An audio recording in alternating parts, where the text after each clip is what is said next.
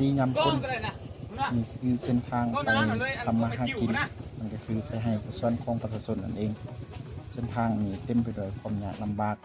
ถ้าบ่อดบ่สู้แท้ๆก็ผ่านไปบ่ได้นี่คือการเอาตัวรอดของการทำมาหากินอย่างสิทุกคน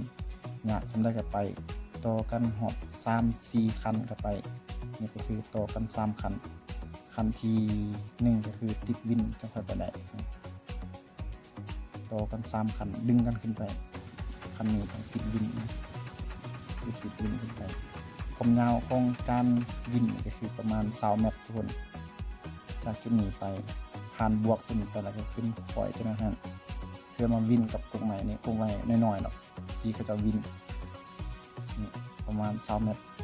ที่วินกันขึ้นแล้วก็ลากกันขึ้นให้เป็นบึงกันเลยทุกคนวันเป็นแบบใดความสู้ชีวิตของประชาชนไปเป็นกัน